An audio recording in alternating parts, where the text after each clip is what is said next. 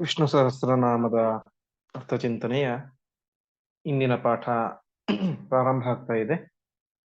ವ್ಯಾಸಾಯ ಭವನಾಶಾಯ ಶ್ರೀಶಾಯ ಗುಣರಾಶಯೇ ಹೃದ್ಯಾಯ ಶುದ್ಧವಿದ್ಯಾಯ ಮಧ್ವಾಯ ಚ ನಮೋ ನಮಃ.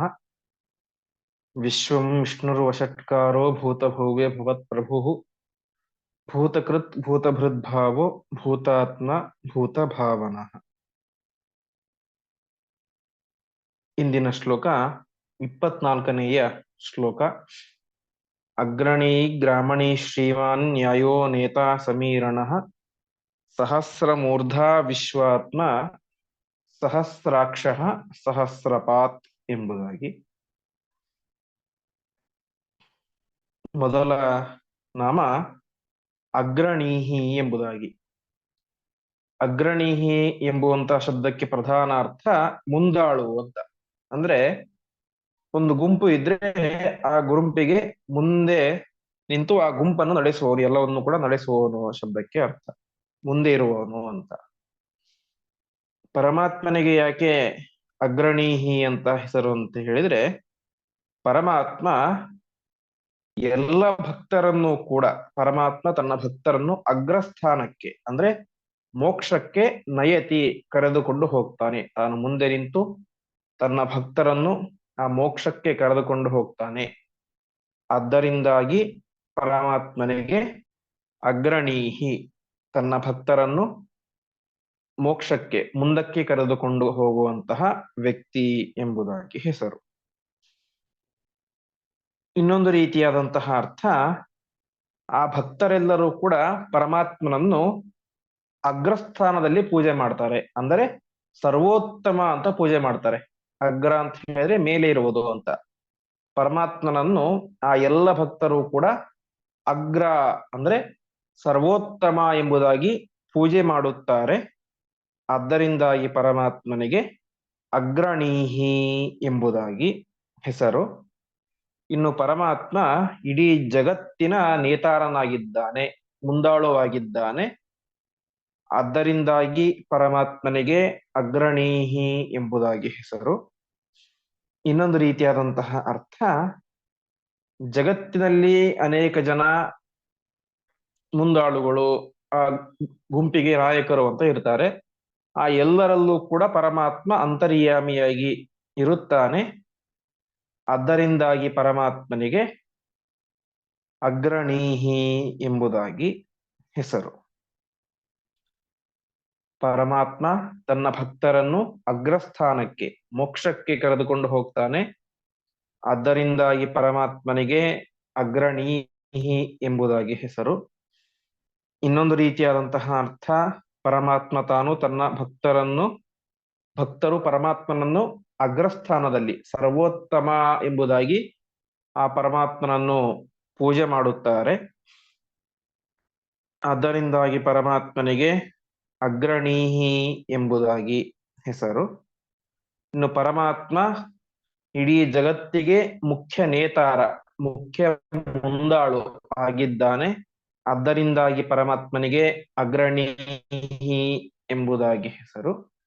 ಇನ್ನು ಜಗತ್ತಿನಲ್ಲಿ ಇರುವಂತಹ ಅನೇಕ ಜನ ಅಗ್ರಣಿಗಳಿಗೆ, ಮುಂದಾಳುಗಳಿಗೆ ಪರಮಾತ್ಮ ಅಂತರ್ಯಾಮಿಯಾಗಿದ್ದಾನೆ. ಅವರಲ್ಲಿ ಇದ್ದುಕೊಂಡು ಮುನ್ನಡೆಸುವವನು ಕೂಡ ಅವನೇ ಆಗಿದ್ದಾನೆ. ಆದ್ದರಿಂದಾಗಿ ಪರಮಾತ್ಮನಿಗೆ ಅಗ್ರಣೀಹಿ ಎಂಬುದಾಗಿ ಹೆಸರು. ಮುಂದಿನ ನಾಮ ಗ್ರಾಮಣೀಹಿ ಎಂಬುದಾಗಿ. ಗ್ರಾಮಣೀಹಿ ಶಬ್ದಕ್ಕೆ ಅರ್ಥ, ಗ್ರಾಮ ಅಂತ ಹೇಳಿದ್ರೆ ಸಮುದಾಯ ಎಂಬುದಾಗಿ ಅರ್ಥ. ಗ್ರಾಮ ಅಂತ ಹೇಳಿದ್ರೆ ಸಮುದಾಯ ಅಂತ. ಪರಮಾತ್ಮ ಗ್ರಾಮಣೀಹಿ ಅಂದ್ರೆ ಇಡೀ ಸಮುದಾಯವನ್ನು, ಚೇತನ ಸಮುದಾಯ ಮತ್ತು ಅಚೇತನ ಸಮುದಾಯ ಅಂದ್ರೆ ನಾವೆಲ್ಲರೂ ಕೂಡ ಚೇತನರು, ನಮ್ಮ ಸಮುದಾಯವನ್ನು, ನಮ್ಮ ಗುಂಪನ್ನು. ಅಚೇತನ ಅಂತ ಹೇಳಿದ್ರೆ ಜಡವಾದದ್ದು, ಕಲ್ಲು ಮಣ್ಣು ಮಡಿಕೆ ಮುಂತಾದಂತಹ ಅನೇಕ ಜಡ ವಸ್ತುಗಳೇನಿವೆ, ಅಂದ್ರೆ ಒಟ್ಟು ಚರಾಚರಾತ್ಮಕವಾದಂತಹ ಇಡೀ ಜಗತ್ತನ್ನು ಪರಮಾತ್ಮ ನಯತಿ ಮುನ್ನಡೆಸ್ತಾನೆ. ಚರಾಚರಾತ್ಮಕವಾದಂತಹ ಇಡೀ ಜಗತ್ತನ್ನು ಪರಮಾತ್ಮ ಮುನ್ನಡೆಸ್ತಾನೆ. ಆದ್ದರಿಂದಾಗಿ ಪರಮಾತ್ಮನಿಗೆ ಗ್ರಾಮಣೀಹಿ. ಗ್ರಾಮ ಅಂತ ಹೇಳಿದ್ರೆ ಸಮುದಾಯ.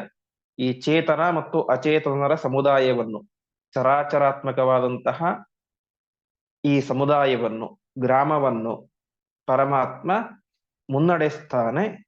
ಆದ್ದರಿಂದಾಗಿ ಪರಮಾತ್ಮನಿಗೆ ಗ್ರಾಮಣೀಹಿ ಎಂಬುದಾಗಿ ಹೆಸರು. ಇನ್ನು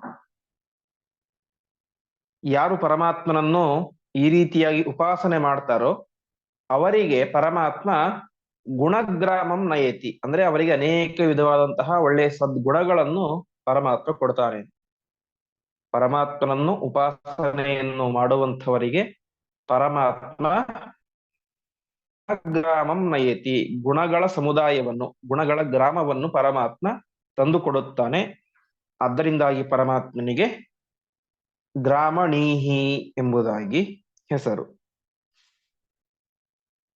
ಪರಮಾತ್ಮ ಚೇತನ ಮತ್ತು ಅಚೇತನದ ಸಮುದಾಯವನ್ನು, ಅಂದ್ರೆ ಈ ಜೀವರನ್ನು ಮತ್ತು ಜಡ ಪ್ರಪಂಚವನ್ನು ಪರಮಾತ್ಮ ಮುನ್ನಡೆಸ್ತಾನೆ. ಆದ್ದರಿಂದ ಪರಮಾತ್ಮನಿಗೆ ಗ್ರಾಮಣೀಹಿ ಎಂಬುದಾಗಿ ಹೆಸರು.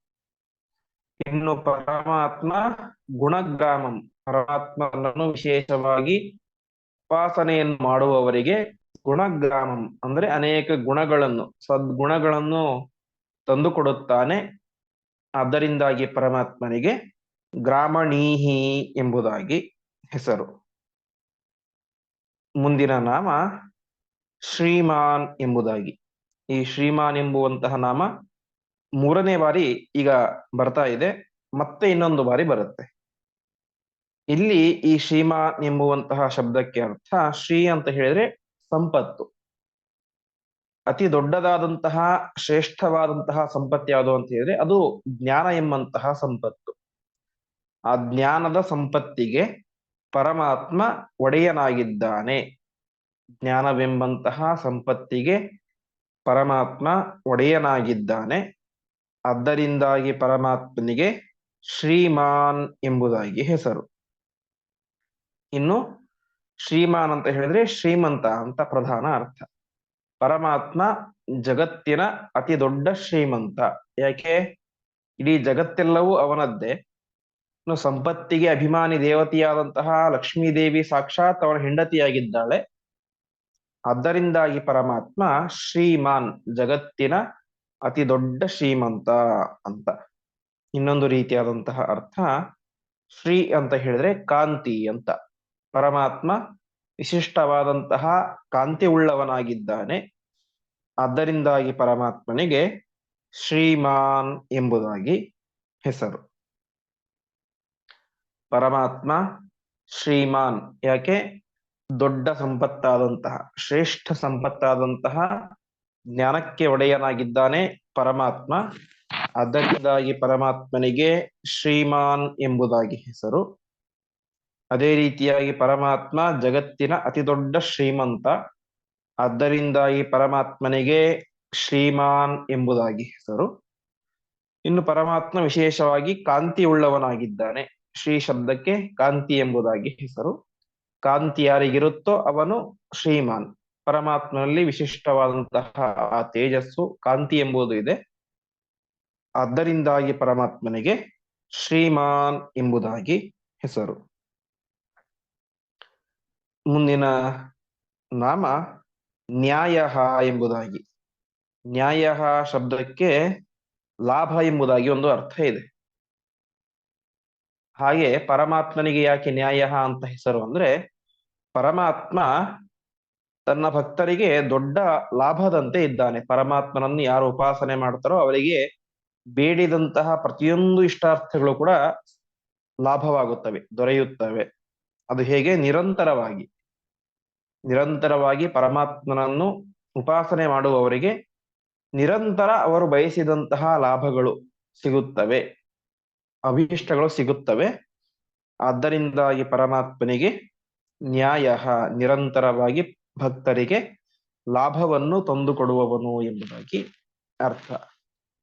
ಇನ್ನೊಂದು ರೀತಿಯಾದಂತಹ ಅರ್ಥ, ನ್ಯಾಯ ಅಂದ್ರೆ ನೀತಿಗಳು ಎಂಬುದಾಗಿ ಅರ್ಥ. ಪ್ರತಿಯೊಂದು ನೀತಿಗಳಿಗೂ ಕೂಡ ಪರಮಾತ್ಮನೇ ವಿಷಯನಾಗಿದ್ದಾನೆ. ಪ್ರತಿಯೊಂದು ನೀತಿಗಳಿಗೂ ನಿಯಮಗಳಿಗೂ ಕೂಡ ಪ್ರಧಾನವಾದಂತಹ ಅಂತಿಮ ವಿಷಯ ಯಾರು ಅಂತ ಹೇಳಿದ್ರೆ ಅದು ಪರಮಾತ್ಮನೇ ಆಗಿದ್ದಾನೆ. ಆದ್ದರಿಂದಾಗಿ ಪರಮಾತ್ಮನಿಗೆ ನ್ಯಾಯ ಎಂಬುದಾಗಿ ಹೆಸರು. ಇನ್ನೊಂದು ರೀತಿಯಾದಂತಹ ಅರ್ಥ, ಪ್ರತಿಯೊಬ್ಬ ಜೀವಿಗೂ ಕೂಡ ಪರಮಾತ್ಮ ಅವರವರಿಗೆ ಯೋಗ್ಯವಾದದ್ದನ್ನು ನಿತರಾಂ ಪ್ರಾಪಯತಿ, ನಿರಂತರವಾಗಿ ತಂದು ಕೊಡ್ತಾ ಇರ್ತಾನೆ. ನಿತರಾಂ ಪ್ರಾಪಯತಿ ಇತಿ ನ್ಯಾಯ ಅಂತ ಅಂದ್ರೆ ಅವರವರಿಗೆ ಯೋಗ್ಯವಾದದ್ದನ್ನು ನಿರಂತರವಾಗಿ ತಂದು ಕೊಡ್ತಾ ಇರ್ತಾನೆ ಪರಮಾತ್ಮ. ಆದ್ದರಿಂದಾಗಿ ಪರಮಾತ್ಮನಿಗೆ ನ್ಯಾಯ ಎಂಬುದಾಗಿ ಹೆಸರು. ಪರಮಾತ್ಮ ತನ್ನ ಭಕ್ತರಿಗೆ ಯಾವಾಗಲೂ ಕೂಡ ಲಾಭವನ್ನು ತಂದು ಕೊಡ್ತಾ ಇರ್ತಾನೆ. ಅವರು ಬಯಸಿದಂತಹ ಅಭೀಷ್ಟಗಳನ್ನು ಕೊಡ್ತಾನೆ. ಆದ್ದರಿಂದಾಗಿ ಪರಮಾತ್ಮನಿಗೆ ನ್ಯಾಯ ಎಂಬುದಾಗಿ ಹೆಸರು.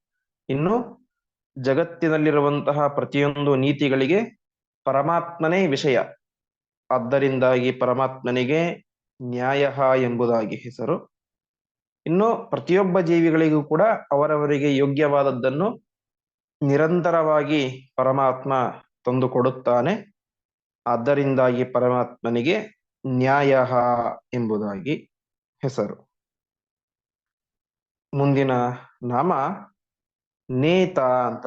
ನೇತ ಅಂತ ಹೇಳಿದ್ರೆ ಹಿಂದೆ ನೋಡಿದಂತೆ ನೇತಾರ, ಮುನ್ನಡೆಸುವವನು ಅಂತ. ಪರಮಾತ್ಮ ಏನಾಗಿದ್ದಾನೆ, ಇಡೀ ಜಗತ್ತಿಗೆ ನೇತಾರನಾಗಿದ್ದಾನೆ. ಇಡೀ ಜಗತ್ತನ್ನು ತಾನು ಮುಂದೆ ನಡೆಸ್ತಾನೆ. ಆದ್ದರಿಂದಾಗಿ ಪರಮಾತ್ಮನಿಗೆ ನೇತ ಎಂಬುದಾಗಿ ಹೆಸರು. ಜಗತ್ತಿನಲ್ಲಿ ಅವಾಂತರವಾಗಿ ಅನೇಕ ಜನ ನೇತಾರರು ಅಂತ ಇದ್ದಾರೆ. ಒಂದು ರಾಜ್ಯಕ್ಕೆ, ಒಂದು ಜಿಲ್ಲೆಗೆ, ಒಂದು ತಾಲೂಕಿಗೆ, ಒಂದು ಪಟ್ಟಣಕ್ಕೆ, ಒಂದು ಹಳ್ಳಿಗೆ, ಹೀಗೆ ಅನೇಕ ಜನ ನೇತಾರರು ಅಂತ ಇದ್ದಾರೆ. ಆ ಎಲ್ಲರಲ್ಲೂ ಕೂಡ ಇದ್ದುಕೊಂಡು ಅದನ್ನು ಮುನ್ನಡೆಸುವವನು ಕೂಡ ಪರಮಾತ್ಮನೇ ಆಗಿದ್ದಾನೆ. ಅದರಿಂದಾಗಿ ಪರಮಾತ್ಮನಿಗೆ ನೇತ ಎಂಬುದಾಗಿ ಹೆಸರು. ಮುಂದಿನ ನಾಮ ಸಮೀರಣ ಎಂಬುದಾಗಿ. ಸಮೀರಣ ಶಬ್ದಕ್ಕೆ ಅರ್ಥ ಈರಣ ಅಂತ ಹೇಳಿದ್ರೆ ಪ್ರೇರಣೆ ಮಾಡುವುದು ಅಂತ. ಪರಮಾತ್ಮ ಬ್ರಹ್ಮರುದ್ರಾದಿ ದೇವತೆಗಳಿಗೂ ಕೂಡ ಆ ಪ್ರೇರಣೆಯನ್ನು ಮಾಡುತ್ತಾನೆ. ಆದ್ದರಿಂದಾಗಿ ಪರಮಾತ್ಮನಿಗೆ ಸಮೀರಣ, ಬರೀ ಈರಣ ಅಲ್ಲ, ಈರಣ ಅಂತ ಹೇಳಿದ್ರೆ ಪ್ರೇರಣೆ ಮಾಡುವುದು ಅಂತ. ಸಮೀರಣ ಶಬ್ದಕ್ಕೆ ಅರ್ಥ ಸಮ್ಯಗೀರಣ, ಚೆನ್ನಾಗಿ ಪ್ರೇರಣೆಯನ್ನು ಮಾಡುತ್ತಾನೆ ಪರಮಾತ್ಮ. ಬ್ರಹ್ಮರುದ್ರಾದಿ ಸಕಲ ದೇವಾನು ದೇವತೆಗಳಿಗೂ ಕೂಡ ಪರಮಾತ್ಮ ಚೆನ್ನಾಗಿ ಪ್ರೇರಣೆಯನ್ನು ಮಾಡುತ್ತಾನೆ. ಆದ್ದರಿಂದಾಗಿ ಪರಮಾತ್ಮನಿಗೆ ಸಮೀರಣ ಎಂಬುದಾಗಿ ಹೆಸರು. ಇನ್ನೊಂದು ರೀತಿಯಾದಂತಹ ಅರ್ಥ, ಸಮೀರ ಅಂತ ಹೇಳಿದ್ರೆ ವಾಯುದೇವರು. ಆ ವಾಯುದೇವರಿಗೂ ಕೂಡ ಪರಮಾತ್ಮ ನಿಯಾಮಕನಾಗಿದ್ದಾನೆ. ಆದ್ದರಿಂದಾಗಿ ಪರಮಾತ್ಮನಿಗೆ ಸಮೀರಣ ಎಂಬುದಾಗಿ ಹೆಸರು. ಇನ್ನು ಸಮೀರಣ ಅಂತ ಹೇಳಿದ್ರೆ ಮುಖ್ಯ ಪ್ರಾಣದೇವರು. ಅವರಲ್ಲಿ ಪರಮಾತ್ಮ ಇದ್ದುಕೊಂಡು ಅವರಿಗೆ ಸಮೀರಣ ಎಂಬಂತಹ ಹೆಸರನ್ನು ತಂದು ಕೊಟ್ಟಿದ್ದು ಪರಮಾತ್ಮ. ಸಮೀರನನ್ನು ಮುನ್ನಡೆಸ್ತಾನೆ. ಆದ್ದರಿಂದಾಗಿ ಸಮೀರಣ. ಸಮೀರನಲ್ಲಿ ಇದ್ದುಕೊಂಡು ಆ ಸಮೀರಣ ಎಂಬಂತಹ ಹೆಸರನ್ನು ತಂದು ಕೊಟ್ಟಿದ್ಯಾರು, ಅದು ಕೂಡ ಪರಮಾತ್ಮ. ಸಮೀರಣ ಅಂತ ವಾಯುದೇವರು ಯಾಕೆ ಹೆಸರು ಅಂತ ಹೇಳಿದ್ರೆ ಇಡೀ ಜಗತ್ತನ್ನು ಮುನ್ನಡೆಸ್ತಾರೆ ಅಂತ. ಯಾಕೆ? ಅವರಿದ್ದರೆ ನಾವಿರ್ಲಿಕ್ಕೆ ಸಾಧ್ಯ, ಒಳಗಡೆ ಪ್ರಾಣ ಇದ್ದರೆ. ಹಾಗಾಗಿ ಅವರಿಗೆ ಸಮೀರಣ ಅಂತ ಹೆಸರು. ಆ ಹೆಸರು ಬಂದಿದ್ಯಾರಿಂದ? ಆ ಪರಮಾತ್ಮನ ವಿಶೇಷವಾದಂತಹ ಒಂದು ಅನುಗ್ರಹದಿಂದಾಗಿ. ಹಾಗಾಗಿ ಪರಮಾತ್ಮನಿಗೆ ಸಮೀರಣ ಎಂಬುದಾಗಿ ಹೆಸರು. ಪರಮಾತ್ಮ ಬ್ರಹ್ಮರುದ್ರಾದಿ ಸಕಲ ದೇವತೆಗಳಿಗೂ ಕೂಡ ಚೆನ್ನಾಗಿ ಪ್ರೇರಣೆಯನ್ನು ಮಾಡ್ತಾನೆ. ಆದ್ದರಿಂದಾಗಿ ಪರಮಾತ್ಮನಿಗೆ ಸಮೀರಣ ಎಂಬುದಾಗಿ ಹೆಸರು. ಮುಖ್ಯ ಪ್ರಾಣದೇವರಿಗೂ ಕೂಡ ಪರಮಾತ್ಮ ನಿಯಾಮಕನಾಗಿದ್ದಾನೆ. ಆದ್ದರಿಂದಾಗಿ ಸಮೀರಣ. ಸಮೀರಣನಲ್ಲಿ ಅಂದ್ರೆ ಮುಖ್ಯ ಪ್ರಾಣದೇವರಲ್ಲಿ ಇದ್ದುಕೊಂಡು ಪರಮಾತ್ಮ ಅವರಿಗೆ ಆ ಒಂದು ಹೆಸರನ್ನು ತಂದು ಕೊಟ್ಟಿದ್ದಾನೆ. ಆದ್ದರಿಂದಾಗಿ ಪರಮಾತ್ಮನಿಗೆ ಸಮೀರಣ ಎಂಬುದಾಗಿ ಹೆಸರು. ಮುಂದಿನ ನಾಮ ಸಹಸ್ರ ಮೂರ್ಧ ಎಂಬುದಾಗಿ. ಸಹಸ್ರ ಮೂರ್ಧ ಶಬ್ದಕ್ಕೆ ಅರ್ಥ ಮೂರ್ಧ ಅಂತ ಹೇಳಿದ್ರೆ ತಲೆ ಅಂತ. ಸಹಸ್ರ ಶಬ್ದಕ್ಕೆ ಸಾವಿರ ಅಂತನೂ ಅರ್ಥ ಇದೆ, ಅನಂತ ಎಂಬಂತಹ ಅರ್ಥನೂ ಇದೆ, ಅಂದ್ರೆ ಕೌಂಟ್ಲೆಸ್ ಅಂತ.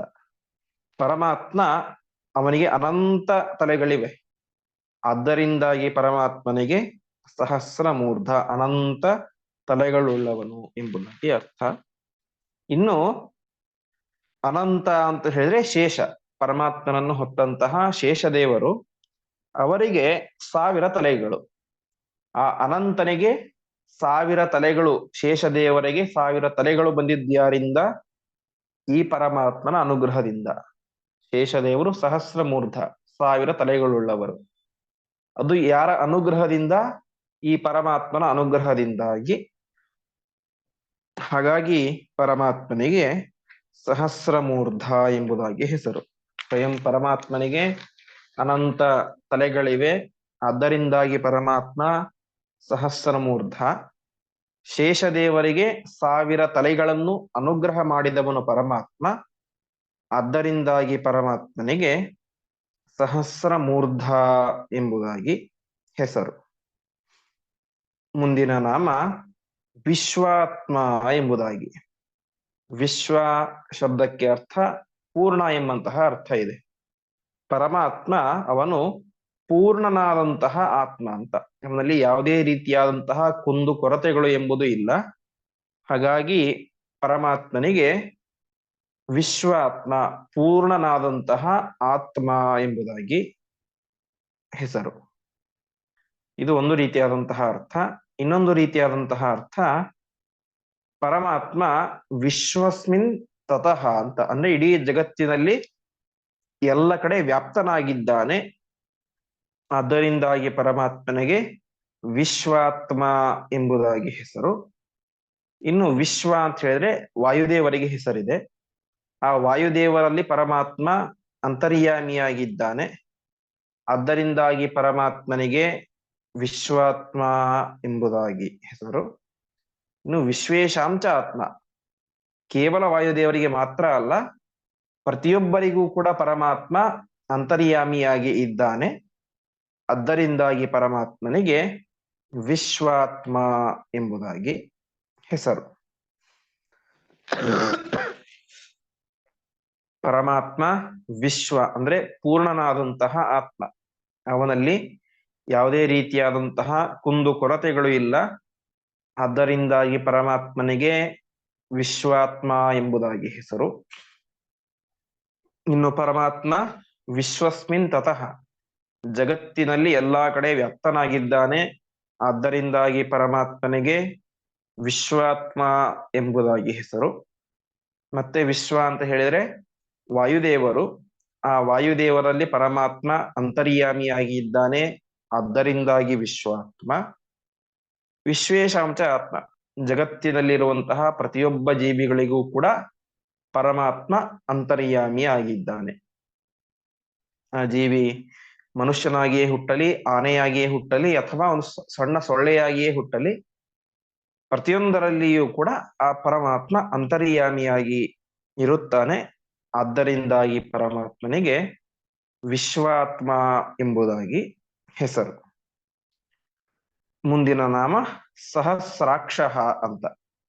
ಸಹಸ್ರಾಕ್ಷ ಶಬ್ದಕ್ಕೆ ಅರ್ಥ ಪರಮಾತ್ಮ ಅನಂತ ಕಣ್ಣುಳ್ಳವನು, ಪರಮಾತ್ಮ ಅನಂತ ನೇತ್ರವುಳ್ಳವನು, ಆದ್ದರಿಂದಾಗಿ ಪರಮಾತ್ಮನಿಗೆ ಸಹಸ್ರಾಕ್ಷ ಎಂಬುದಾಗಿ ಹೆಸರು. ಪರಮಾತ್ಮ ಅನಂತ ಕಣ್ಣುಗಳುಳ್ಳವನು, ಆದ್ದರಿಂದಾಗಿ ಪರಮಾತ್ಮನಿಗೆ ಸಹಸ್ರಾಕ್ಷ ಎಂಬುದಾಗಿ ಹೆಸರು.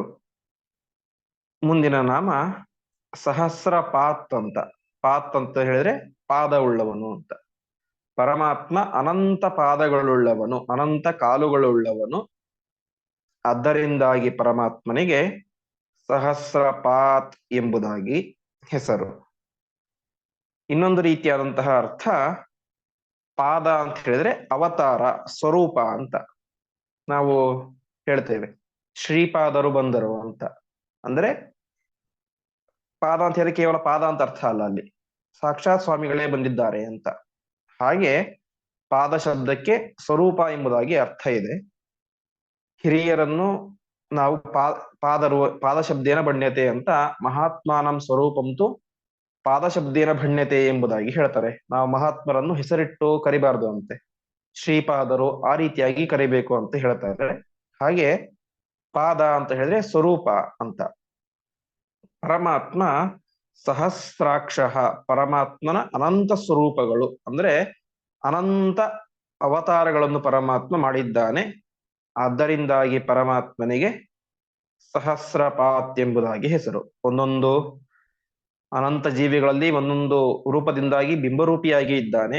ಇನ್ನು ರಾಮಕೃಷ್ಣಾದಿ ಅನೇಕ ಅವತಾರಗಳನ್ನು ಮಾಡಿದ್ದಾನೆ. ಹೀಗೆ ಪರಮಾತ್ಮನ ಸ್ವರೂಪಗಳು ಅನಂತ. ಆದ್ದರಿಂದಾಗಿ ಪರಮಾತ್ಮನಿಗೆ ಸಹಸ್ರಪಾತ್ ಎಂಬುದಾಗಿ ಹೆಸರು. ಇನ್ನು ಸಹಸ್ರ ಅಂತ ಹೇಳಿದ್ರೆ ವಿಶ್ವ ಎಂಬುದಾಗಿ, ಇಡೀ ಜಗತ್ತು ಅಂತ. ಆ ಜಗತ್ತನ್ನು ಪಾತಿ, ರಕ್ಷಣೆ ಮಾಡ್ತಾನೆ ಪರಮಾತ್ಮ. ಆದ್ದರಿಂದಾಗಿ ಪರಮಾತ್ಮನಿಗೆ ಸಹಸ್ರಪಾತ್ ಎಂಬುದಾಗಿ ಹೆಸರು. ಪರಮಾತ್ಮ ಸಹಸ್ರಪಾತ್, ಅನಂತ ಕಾಲುಗಳುಳ್ಳವನು. ಆದ್ದರಿಂದಾಗಿ ಪರಮಾತ್ಮನಿಗೆ ಸಹಸ್ರಪಾತ್ ಎಂಬುದಾಗಿ ಹೆಸರು. ಇನ್ನು ಪರಮಾತ್ಮನ ಅವತಾರಗಳು ಸ್ವರೂಪಗಳು ಅನಂತ. ಆದ್ದರಿಂದಾಗಿ ಪರಮಾತ್ಮನಿಗೆ ಸಹಸ್ರಪಾತ್ ಎಂಬುದಾಗಿ ಹೆಸರು. ಇನ್ನು ಪರಮಾತ್ಮ ಈ ವಿಶ್ವವನ್ನು, ಜಗತ್ತನ್ನು ಪಾತಿ, ಕಾಪಾಡ್ತಾನೆ. ಆದ್ದರಿಂದಾಗಿ ಪರಮಾತ್ಮನಿಗೆ ಸಹಸ್ರಪಾತ್ ಎಂಬುದಾಗಿ ಹೆಸರು.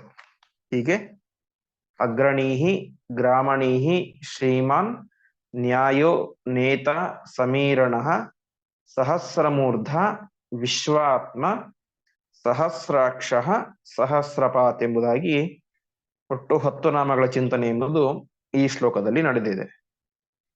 ಮುಂದಿನ ಶ್ಲೋಕ ಆವರ್ತನೋ ನಿವೃತ್ತಾತ್ಮ ಸಂವೃತಃ ಸಂಪ್ರಮರ್ದನ ಅಹಸ್ಸಂವರ್ತಕೋ ವಕ್ನಿಃ ಅನಿಲೋ ಧರಣೀಧರಃ ಎಂಬುದಾಗಿ 25ನೆಯ ಶ್ಲೋಕ. ಈ ಶ್ಲೋಕದಲ್ಲಿ ಒಟ್ಟು ಪರಮಾತ್ಮನ 8 ನಾಮಗಳಿವೆ.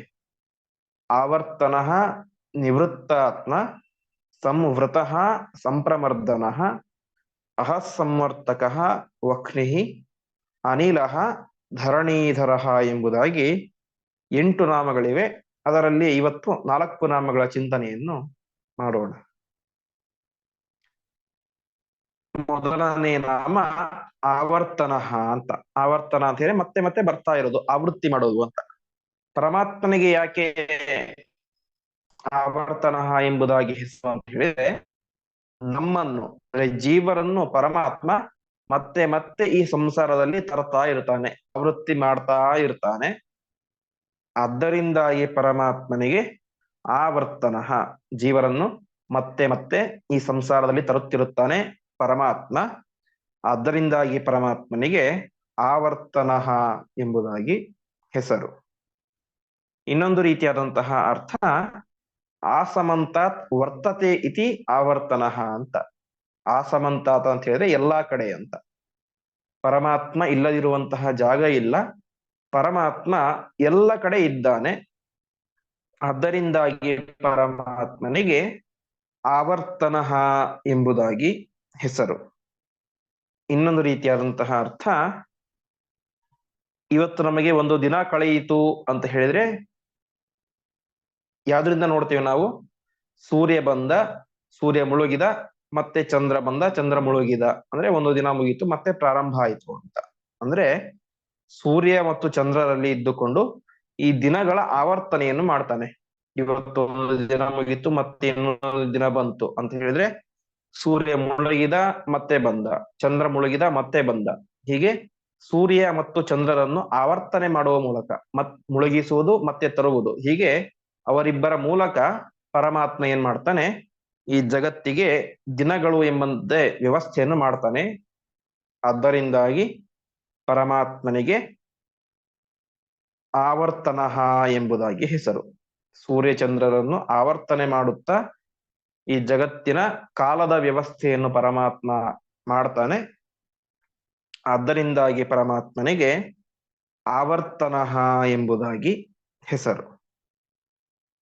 ಪರಮಾತ್ಮ ತಾನು ಈ ಜೀವರನ್ನು, ನಮ್ಮೆಲ್ಲರನ್ನು ಕೂಡ ಈ ಸಂಸಾರದಲ್ಲಿ ಮತ್ತೆ ಮತ್ತೆ ಆವರ್ತನೆ ಮಾಡ್ತಾ ಇರ್ತಾನೆ, ಅವರವರ ಕರ್ಮಗಳಿಗೆ ಅನುಸಾರವಾಗಿ.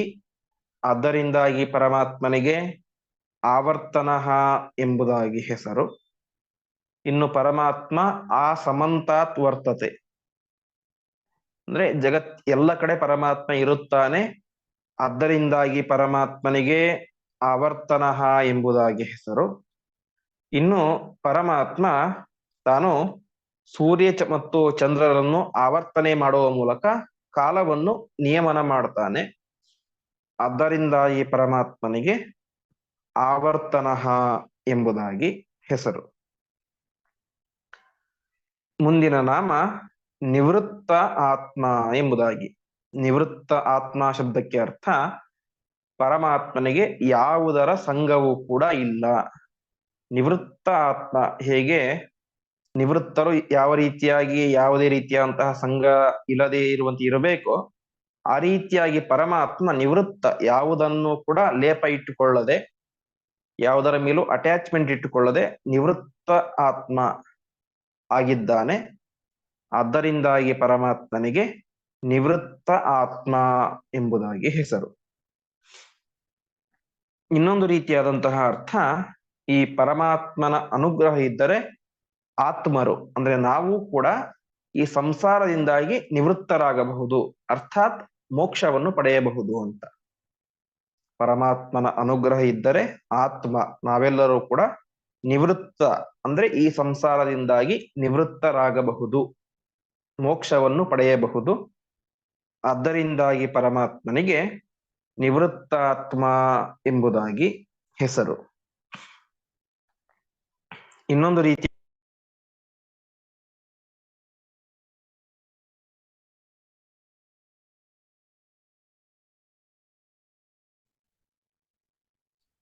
ಮುಕ್ತಿ ಮಾರ್ಗದಲ್ಲಿ ಹೋಗುವಂತಹ ಏನು ಆತ್ಮ ಅಂದ್ರೆ ಪರಮಾತ್ಮನ ಭಕ್ತರಿದ್ದಾರಲ್ಲ, ಆ ನಿವೃತ್ತಿ ಮಾರ್ಗದಲ್ಲಿ ಹೋಗುವಂತಹ ಭಕ್ತರೇ ಪರಮಾತ್ಮನಿಗೆ ಆತ್ಮರಂತೆ, ಅಂದ್ರೆ ಅಷ್ಟು ಪ್ರೀತಿ ಪಾತ್ರರು ಅಂತೆ. ನಿವೃತ್ತಿ ಮಾರ್ಗದಲ್ಲಿ ಹೋಗುವಂತಹ ಭಕ್ತರು ಪರಮಾತ್ಮನಿಗೆ ಆತ್ಮ ಇದ್ದಂತೆ ಅಂತ. ಏನು ನಿವೃತ್ತಿ ಮಾರ್ಗ ಅಂತ ಹೇಳಿದ್ರೆ, ಯಾವುದೇ ರೀತಿಯಾದಂತಹ ಫಲಾಪೇಕ್ಷೆ ಇಲ್ಲದಂತೆ ತನ್ನ ವರ್ಣಕ್ಕೆ, ಆಶ್ರಮಕ್ಕೆ ಉಚಿತವಾದಂತಹ ಕರ್ಮಗಳನ್ನು ಯಾವುದೇ ಕೆಲಸ ಮಾಡಲಿ, ಸಂಧ್ಯಾ ವಂದನೆ, ದೇವರ ಪೂಜೆ, ಯಜ್ಞಯಾಗಾದಿಗಳು, ಗ್ರಂಥಗಳ ಅಧ್ಯಯನ, ಪಾಠ, ಪ್ರವಚನ, ಅನೇಕ ವ್ರತ ಉಪವಾಸಾದಿಗಳು, ತೀರ್ಥಕ್ಷೇತ್ರ ಯಾತ್ರೆ, ಯಾವುದನ್ನೇ ಮಾಡಲಿ ಉದ್ದೇಶ ಒಂದೇ, ಕೇವಲ ಪರಮಾತ್ಮ ಪ್ರೀತನಾಗಬೇಕು, ಇದು ನನಗೆ ವಿಹಿತವಾದಂತಹ ಕರ್ಮ, ಆದ್ದರಿಂದಾಗಿ ಮಾಡ್ತಾ ಇದ್ದೇನೆ ಅಂತ ಯಾವುದೇ ರೀತಿಯಾದಂತಹ ಫಲಾಪೇಕ್ಷೆ ಇಲ್ಲದಂತೆ ಯಾರು ಕಾರ್ಯವನ್ನು ಮಾಡ್ತಾರೋ ಅದು ನಿವೃತ್ತಿ ಮಾರ್ಗ ಎಂಬುದಾಗಿ ಕರೆಸ್ಕೊಳ್ಳುತ್ತೆ. ಅಂತಹ ನಿವೃತ್ತಿ ಮಾರ್ಗದಲ್ಲಿ ಹೋಗುವಂತಹ ಭಕ್ತರೇನಿದ್ದಾರೆ ಅವರು ನನಗೆ ಅತ್ಯಂತ ಪ್ರೀತಿ ಪಾತ್ರರು ಎಂಬುದಾಗಿ ಪರಮಾತ್ಮ ಗೀತೆಯಲ್ಲಿ ಹೇಳಿದ್ದಾನೆ. ಜ್ಞಾನೀತು ಆತ್ಮೈವ ಮೇಮತಂ ಎಂಬುದಾಗಿ, ಶ್ರೇಷ್ಠ ಜ್ಞಾನಿಯೇನೆ ನನಗೆ ಅತ್ಯಂತ ಆತ್ಮ ಇದ್ದಂತೆ, ಅಂದ್ರೆ ಅಷ್ಟು ಪ್ರೀತಿ ಪಾತ್ರ ಅಂತ ಗೀತೆಯಲ್ಲಿ ಪರಮಾತ್ಮ ಹೇಳಿದ್ದಾನೆ. ಹಾಗಾಗಿ ಪರಮಾತ್ಮನಿಗೆ ನಿವೃತ್ತಾತ್ಮ ಎಂಬುದಾಗಿ ಹೆಸರು. ನಿವೃತ್ತಿ ಮಾರ್ಗದಲ್ಲಿ ಹೋಗುವಂತಹ ಭಕ್ತರು ಪರಮಾತ್ಮನಿಗೆ ಆತ್ಮನಂತೆ ಅತ್ಯಂತ ಪ್ರೀತಿ ಪಾತ್ರರು. ಆದ್ದರಿಂದ ಪರಮಾತ್ಮನಿಗೆ ನಿವೃತ್ತಾತ್ಮ ಎಂಬುದಾಗಿ ಹೆಸರು. ಸ್ವಯಂ ಪರಮಾತ್ಮ ನಿವೃತ್ತಾತ್ಮ, ಯಾವುದರ ಲೇಪವಿಲ್ಲದಿರುವವನು. ಆದ್ದರಿಂದಾಗಿ ಪರಮಾತ್ಮನಿಗೆ ನಿವೃತ್ತಾತ್ಮ ಎಂಬುದಾಗಿ ಹೆಸರು. ಪರಮಾತ್ಮನ ಅನುಗ್ರಹದಿಂದಾಗಿ ಎಲ್ಲ ಆತ್ಮರು ಕೂಡ ಈ ಸಂಸಾರದಿಂದಾಗಿ ನಿವೃತ್ತರಾಗ್ತಾರೆ, ಅಂದರೆ ಮೋಕ್ಷವನ್ನು ಪಡೆಯುತ್ತಾರೆ. ಆದ್ದರಿಂದಾಗಿ ಪರಮಾತ್ಮನಿಗೆ ನಿವೃತ್ತಾತ್ಮ ಎಂಬುದಾಗಿ ಹೆಸರು. ಇನ್ನು ನಿವೃತ್ತಿ ಮಾರ್ಗದಲ್ಲಿ ಅಂದರೆ ಯಾವುದೇ ರೀತಿಯಾದಂತಹ ಫಲಾಪೇಕ್ಷೆ ಇಲ್ಲದಂತೆ ಪರಮಾತ್ಮ ಪ್ರೀತನಾಗಲಿ ಎಂಬಂತಹ ಉದ್ದೇಶದಿಂದಾಗಿ ಯಾರು ಕಾರ್ಯವನ್ನು ಮಾಡ್ತಾ ಇರ್ತಾರೋ ಅಂತಹ ಭಕ್ತರು ಪರಮಾತ್ಮನಿಗೆ ಆತ್ಮ ಅಂದ್ರೆ ಅತ್ಯಂತ ಪ್ರೀತಿ ಪಾತ್ರರು. ಅದರಿಂದಾಗಿ ಪರಮಾತ್ಮನಿಗೆ ನಿವೃತ್ತಾತ್ಮ ಎಂಬುದಾಗಿ ಹೆಸರು. ಮುಂದಿನ ನಾಮ ಸಂವೃತ ಅಂತ. ಸಂವೃತ ಶಬ್ದಕ್ಕೆ ಅರ್ಥ ಪರಮಾತ್ಮ ಈ ಸಂಸಾರದಲ್ಲಿಯೇನೆ ಮುಳುಗಿರುವಂತಹ ವ್ಯಕ್ತಿಗೆ ಪರಮಾತ್ಮ ಕಾಣಿಸುವುದಿಲ್ಲ, ಮುಚ್ಚಲ್ಪಟ್ಟು ಬಿಟ್ಟಿರ್ತಾನೆ. ಸಂಸಾರದಲ್ಲಿಯೇ ಮುಳುಗಿದಂತಹ ವ್ಯಕ್ತಿಗೆ ಪರಮಾತ್ಮನ ದರ್ಶನ ಆಗುವುದಿಲ್ಲ, ಅವನಿಂದಾಗಿ ಮುಚ್ಚಲ್ಪಟ್ಟಿರ್ತಾನೆ ಪರಮಾತ್ಮ. ಆದ್ದರಿಂದಾಗಿ ಪರಮಾತ್ಮನಿಗೆ ಸಂವೃತ ಎಂಬುದಾಗಿ ಹೆಸರು. ಇನ್ನೊಂದು ರೀತಿಯಾದಂತಹ ಅರ್ಥ ಸದ್ಭಿಹಿ ಸದಾ ಸಮಾವೃತ ಅಂತ. ಸಜ್ಜನರು, ನಿಜವಾದಂತಹ ಜ್ಞಾನಿಗಳು ಸದಾ ಕಾಲ ಅವನನ್ನೇ ಆವರಿಸಿಕೊಂಡಿರ್ತಾರಂತೆ, ನಿರಂತರವಾಗಿ ಪರಮಾತ್ಮನ ಸುತ್ತಲೂ ಇರ್ತಾರೆ. ಅದರಿಂದಾಗಿ ಪರಮಾತ್ಮನಿಗೆ ಸಂವೃತ ಎಂಬುದಾಗಿ ಹೆಸರು. ಸಜ್ಜನರು ಸದಾ ಕಾಲ ಪರಮಾತ್ಮನ ಸುತ್ತಲೂ ಇರುತ್ತಾರೆ, ಅದರಿಂದಾಗಿ ಪರಮಾತ್ಮನಿಗೆ ಸಂವೃತ ಎಂಬುದಾಗಿ ಹೆಸರು. ಇನ್ನು ಪರಮಾತ್ಮ ಎಲ್ಲ ಜೀವಿಗಳ ಹೃದಯ ಗುಹೆಯಲ್ಲಿಯೇನೆ ಆವೃತ ಇದ್ದಾನೆ. ಆದ್ದರಿಂದ ಪರಮಾತ್ಮನಿಗೆ ಸಂವೃತ ಎಂಬುದಾಗಿ ಹೆಸರು. ಪರಮಾತ್ಮ ಸಂಸಾರಿಗಳಿಗೆ, ಸಂಸಾರದಲ್ಲಿಯೇ ಮಗ್ನರಾಗಿರುವವರಿಗೆ ಗೋಚರನಾಗುವುದಿಲ್ಲ, ಅವರಿಂದಾಗಿ ಮುಚ್ಚಲ್ಪಟ್ಟಿರುತ್ತಾನೆ. ಆದ್ದರಿಂದಾಗಿ ಪರಮಾತ್ಮನಿಗೆ ಸಂವೃತ ಎಂಬುದಾಗಿ ಹೆಸರು. ಸಜ್ಜನರು ಸದಾಕಾಲ ಪರಮಾತ್ಮನನ್ನು ಸುತ್ತುವರೆದಿರುತ್ತಾರೆ, ನಿರಂತರವಾಗಿ ಪರಮಾತ್ಮನ ಹಿಂದೆನೇ ಇರ್ತಾರೆ. ಆದ್ದರಿಂದಾಗಿ ಪರಮಾತ್ಮನಿಗೆ ಸಂವೃತ ಎಂಬುದಾಗಿ ಹೆಸರು.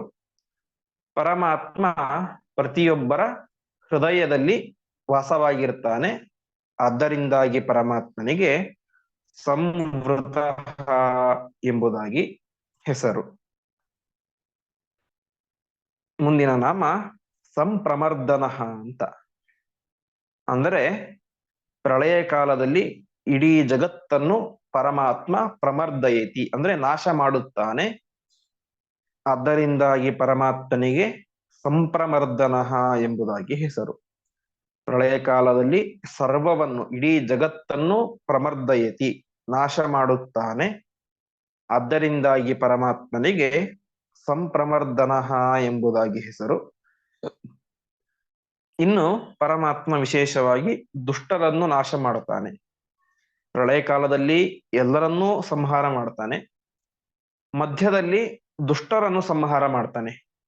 ಆದ್ದರಿಂದಾಗಿ ಪರಮಾತ್ಮನಿಗೆ ಸಂಪ್ರಮರ್ದನ ಎಂಬುದಾಗಿ ಹೆಸರು. ಹೀಗೆ ಆವರ್ತನ, ನಿವೃತ್ತಾತ್ಮ, ಸಂವೃತ, ಸಂಪ್ರಮರ್ದನ ಎಂಬಂತಹ 4 ನಾಮಗಳು, 25ನೇ ಶ್ಲೋಕದ 4 ನಾಮಗಳ ಅರ್ಥಚಿಂತನೆಯನ್ನು ಇವತ್ತು ಮಾಡಿದ್ದೇವೆ. ಉಳಿದ 4 ನಾಮಗಳನ್ನು ಮುಂದಿನ ಪಾಠದಲ್ಲಿ ನೋಡೋಣ ಎಂಬುದಾಗಿ ಹೇಳ್ತಾ ಇವತ್ತಿನ ಪಾಠವನ್ನು ಶ್ರೀಕೃಷ್ಣ ಅರ್ಪಣಮಸ್ತು. ನಾಳೆ